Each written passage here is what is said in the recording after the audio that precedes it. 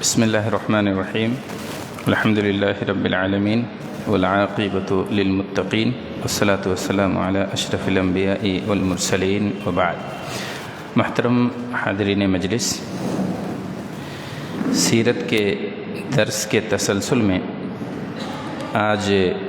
ہمارا عنوان ہے قریش ابو طالب کے دربار میں یا ان کے سامنے۔ اس سے پہلے ہم نے یہ سنا تھا کہ قریش کے کچھ سرداران ابو طالب کے پاس آئے،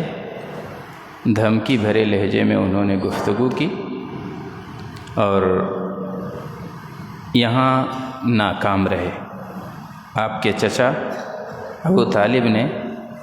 ان کا جواب یہ دیا تھا کہ واللہ لن یصلوا الیک بجمعہم حتی اوشد فی التراب دفینا، کہا یہ آپ تک نہیں پہنچ سکتے ہیں، پورا گروہ ان کا اکٹھا ہو جائے، پوری جماعت ان کی جمع ہو جائے، لیکن جب تک مجھے زمین میں گاڑ نہیں دیا جاتا ہے تب تک یہ آپ تک نہیں پہنچ سکتے ہیں۔ قریش نے ابھی پیچھا نہیں چھوڑا تھا، ابھی مایوس نہیں ہوئے تھے۔ ایک بار پھر ابو طالب کے پاس آئے، ایک خوبصورت سے نوجوان کو لے کر آئے۔ ولید ابن مغیرہ کا ایک لڑکا عمارہ نام کا تھا، اسے لے کر آئے۔ انتہائی حسین تھا، انتہائی مضبوط تھا، انتہائی خوبصورت تھا۔ یہ لے کر آتے ہیں اور ابو طالب سے کہتے ہیں کہ دیکھیے یہ قریش کا سب سے خوبصورت نوجوان ہے، سب سے بانکا جوان ہے اور انتہائی مضبوط اور طاقتور ہے، اسے آپ لے لیجئے، اس کی پرورش کیجئے، اسے پالیے پوسیے اور اپنے بھتیجے کو ہمارے حوالے کر دیجئے، اس لیے کہ آپ کے بھتیجے نے آپ کا دین بھی چھوڑا ہے، آپ کے خلاف باتیں کی ہیں، آپ کے آبا و اجداد کے عقلوں کا استہزاء کیا ہے، ہماری عقلوں کا مذاق اڑایا ہے اور ہمارے قبیلے اور ہمارے خاندان میں انتشار پھیلایا ہے، لہذا اسے ہمارے سپرد کیجئے، ہم اس سے حساب کتاب کر لیتے ہیں اور اس کی گردن اڑا دیتے ہیں، فتنہ ختم کر دیتے ہیں۔ عمارہ کو آپ رکھ لیجئے اور اسی لڑکے، اسی نوجوان کو آپ پالیے پوسیے۔ بہت عجیب و غریب صلح تھی اور یہ بہت عجیب و غریب مصالحت تھی۔ ابو طالب فوراً بول پڑے اور انہوں نے کہا کہ اللہ کی قسم یہ بہت ہی برا سودا ہے، انتہائی خراب سودا ہے۔ تم مجھے اپنا بیٹا دے رہے ہو تاکہ میں اسے کھلاؤں اور اسے پلاؤں، اسے پالوں اور پوسوں، اور اپنے بیٹے کو تمہارے حوالے کر دوں تاکہ تم اس کی درگت بناؤ، اس کی جان لے لو، اسے قتل کر دو، یہ نہیں ہو سکتا ہے۔ ایک آدمی بول پڑا، کہا آپ تو ہمیشہ محمد کی ہی حمایت کرتے ہیں، کبھی ہماری بات نہیں سنتے ہیں۔ انہوں نے بھی سخت جواب دیا، تھوڑی دیر تو میں ہوئی اور وہ ناکام پھر واپس چلے گئے۔ جانے کے بعد خاموش نہیں بیٹھے، جور و ستم اور بڑھ گیا، آپ کو مزید ستایا جانے لگا، رسول اللہ صلی اللہ علیہ وسلم کا دائرہ تنگ کیا جانے لگا، اور یہی زیادتی اور یہی جور و ستم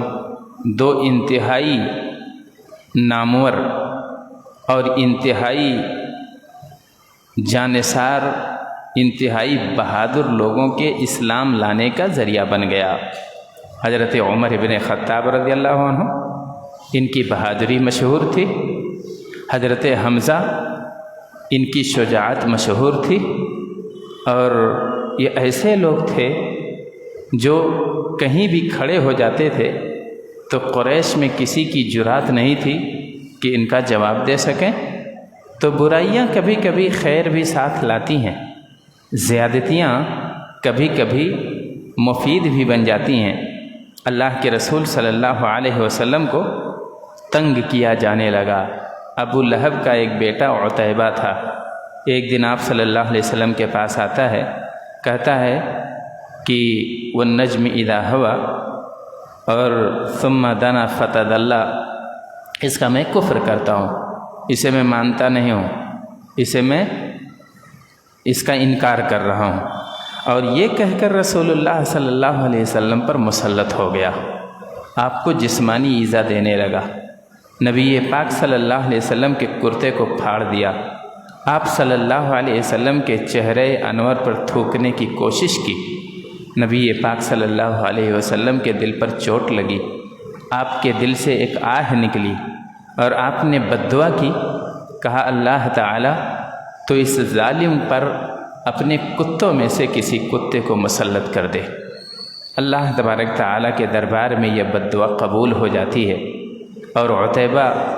قریش کے ساتھ ایک دفعہ ایک سفر پہ نکلتا ہے، شام جاتا ہے، مقام زرقہ پر پڑاؤ ہوتا ہے۔ اچانک دیکھتا ہے شام کے وقت کی ایک شیر ہے جو ادھر ادھر چکر کاٹ رہا ہے۔ اسے یقین آ گیا، اس کے دل پر رعب طاری ہو گیا اور کہا ہائے میری بدبختی، وہ مدینے میں رہ کر بھی میری قتل کا انتظام کر دیا۔ شام میں ہوں لیکن وہ مکے میں بیٹھا ہوا ہے اور وہیں سے اس نے مجھے مار ڈالا۔ مجھے ڈر ہے کہ یہ شیر ضرور مجھے ہلاک کر دے گا، اس لیے کہ مجھے فلاں موقع پر محمد صلی اللہ علیہ وسلم نے بد دعا دی تھی۔ شیر چلا جاتا ہے، اس کے جماعت کے لوگ خوفزدہ ہوتے ہیں، اس لیے عتیبہ کو کنارے نہیں نہایت محفوظ جگہ پر سلاتے ہیں، جانوروں کے بیچ میں، انسانوں کے درمیان میں سلا دیتے ہیں، سب سو جاتے ہیں۔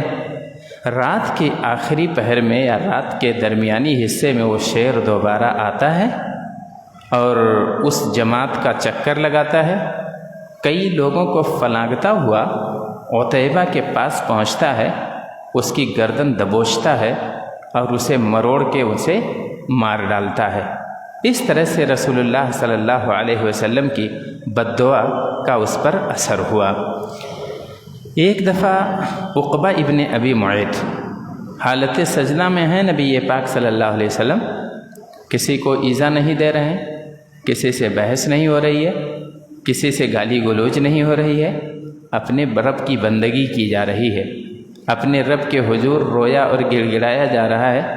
سجدے کی حالت میں نبی پاک صلی اللہ علیہ وسلم اپنے رب کی تسبیح بیان کرتے ہیں، اتنے میں وہ آدمی آتا ہے، نبی پاک صلی اللہ علیہ وسلم کی گردن پکڑ کر اتنی زور سے مروڑتا ہے کہ ایسا محسوس ہو رہا تھا کہ جیسے آنکھیں باہر آ جائیں گی۔ ایک دن ابو جہل اس نے اپنے ساتھیوں سے کہا، قریش والوں کو خطاب کیا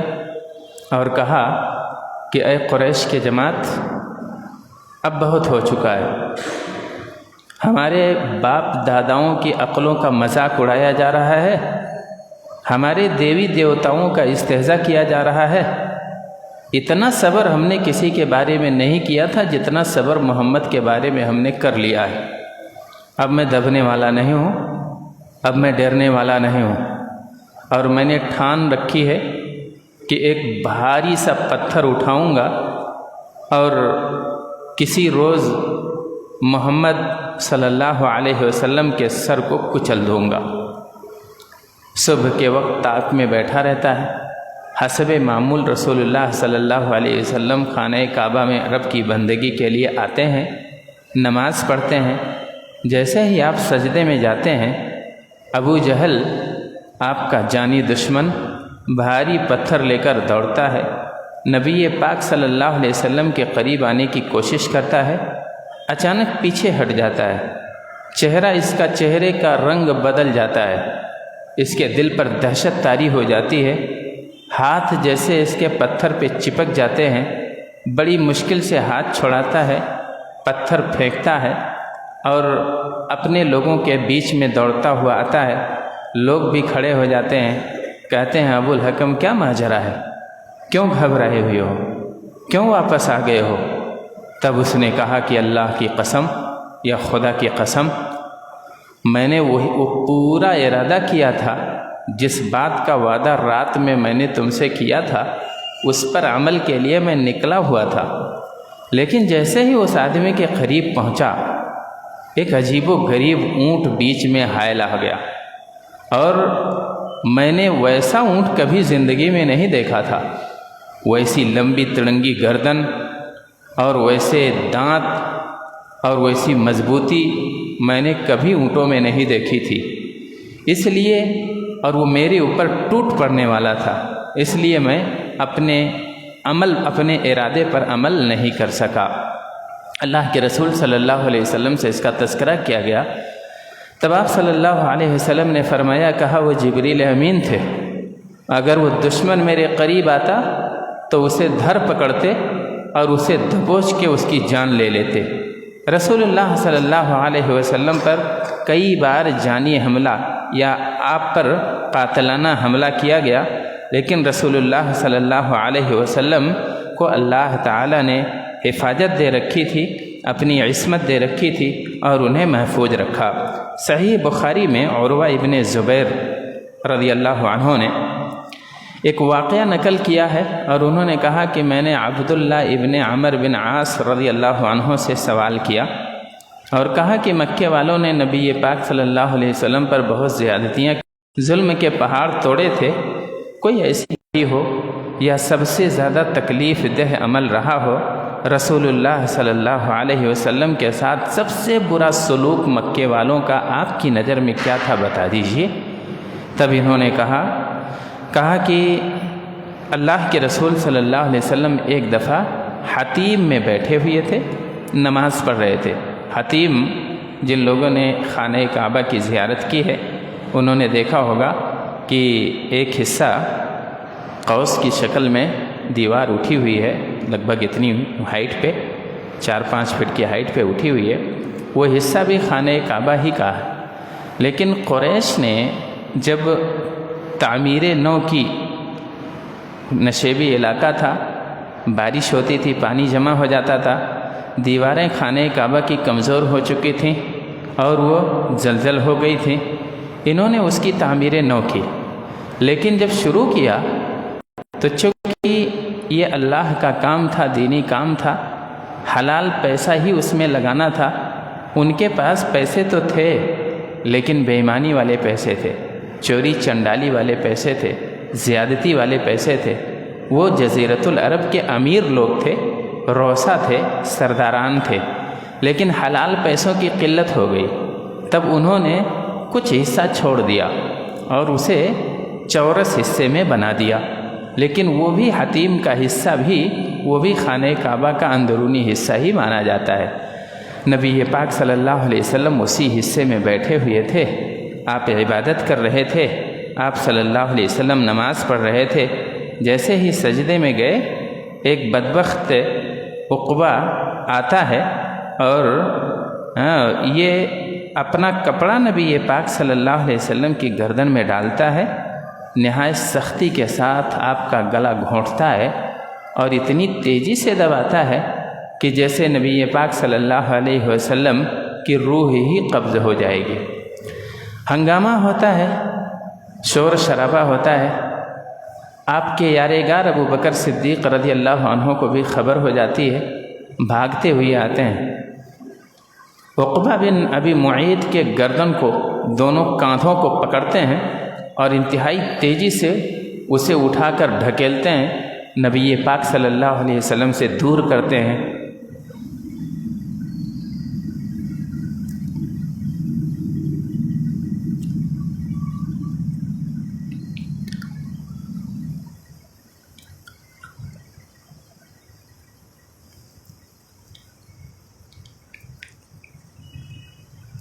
اور فرماتے ہیں اتقتلون رجلا ان یقول ربی اللہ،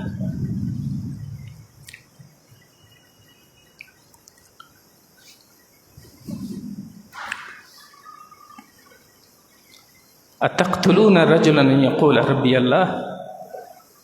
ایک ایسے آدمی کو مارنا چاہتے ہو جس کا گناہ صرف اتنا ہے کہ وہ یہ کہتا ہے کہ میرا رب اللہ ہے،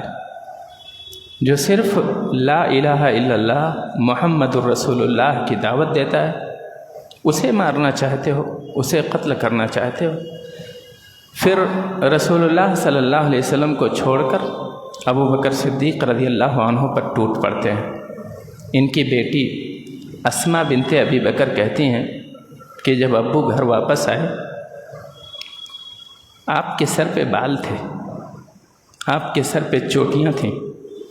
جس حصے کو ہم ہاتھ لگاتے تھے وہ بال ہماری ہاتھوں میں آ جاتا تھا۔ اتنا نوچا تھا ظالموں نے، اتنا ستایا تھا ابو بکر صدیق رضی اللہ عنہ کو، لیکن ان کی بہادری دیکھیے، ان کی شجاعت دیکھیے، ایسے ہی یار غار کا لقب نہیں ملا ہے، انہیں ایسے ہی رسول اللہ صلی اللہ علیہ وسلم نے صدیق کا لقب نہیں دیا ہے۔ ان کا ایمان، ان کا اخلاص، ان کی بہادری۔ حضرت علی رضی اللہ عنہ ایک دفعہ اپنے ساتھیوں کے ساتھ بیٹھے ہوئے ہیں اور اس کے بعد ایک سوال کرتے ہیں، کہتے ہیں میرے دوستو مجھے یہ بتاؤ کہ تمہاری نظر میں امت میں سب سے بہادر کون ہے؟ لوگوں نے کہا آپ کو ہم نے سب سے بہادر جانا ہے، اس لیے کہ آپ نے اپنے قوت بازو کی بنیاد پر بہت سے معرکے سر کیے ہیں، آپ کی بہادری کا چرچا مشہور ہے۔ لیکن حضرت علی رضی اللہ عنہ نے کہا نہیں، میری نظر میں امت کا سب سے بہادر انسان ابو بکر صدیق رضی اللہ عنہ ہے، اس لیے کہ میں نے مکے میں خود دیکھا ہے، جہاں بھی رسول اللہ صلی اللہ علیہ وسلم پر کوئی مصیبت آتی تھی، جہاں بھی آپ پر اوباشوں کے ذریعے حملے ہوتے تھے، کہیں بھی ہوں ابو بکر صدیق رضی اللہ عنہ وہاں پہنچ جایا کرتے تھے، اور پہنچ کے بھیڑ میں گھس جاتے تھے، اپنی جان کی پرواہ نہیں کرتے تھے، جسمانی اعتبار سے بہت مضبوط نہیں تھے۔ ابو بکر سے حضرت حمزہ اور عمر فاروق رضی اللہ عنہ جیسے بہادر ہٹھے کٹھے تو نہیں تھے، لیکن سینے میں ایمان بہت پختہ تھا، پہاڑ جیسا ایمان تھا، اپنی جان کی پرواہ کیے بغیر ہجوم میں گھس جاتے تھے، بھیڑ میں گھس جاتے تھے، کسی کو مارتے تھے، کسی کو گالی دیتے تھے، اور رسول اللہ صلی اللہ علیہ وسلم سے دور کرتے تھے۔ تو انہوں نے یہ واقعہ ذکر کیا اور اس کے بعد کہا کہ میری نظر میں سب سے بہادر ابو بکر صدیق رضی اللہ عنہ ہیں۔ اللہ کے رسول صلی اللہ علیہ وسلم پر مکے میں طرح طرح سے مظالم ڈھائے گئے اور انہیں اپنے مشن سے روکنے کے لیے ہر حربے اختیار کیے گئے، لیکن اللہ کے رسول صلی اللہ علیہ وسلم کو جو ذمہ داری ملی تھی اس میں کمپرومائز کا کوئی راستہ نہیں تھا، اس میں سمجھوتا نہیں کیا جا سکتا تھا۔ اسی لیے اللہ کے رسول صلی اللہ علیہ وسلم نے اپنے چچا سے بھی یہ بات کہی تھی، کہا یا تو میں اس مشن میں اپنی جان دے دوں گا، مر جاؤں گا، یا تو اللہ تعالیٰ مجھے اس میں کامیابی عطا کرے گا، اس کے علاوہ اور کوئی راستہ نہیں ہے۔ اللہ تعالیٰ سے دعا ہے کہ اللہ تعالیٰ ہمیں سیرت کے ان اہم گوشوں کو سمجھنے اور ان پر عمل کرنے کی توفیق عطا فرمائے، آمین۔ السلام علیکم ورحمۃ اللہ وبرکاتہ۔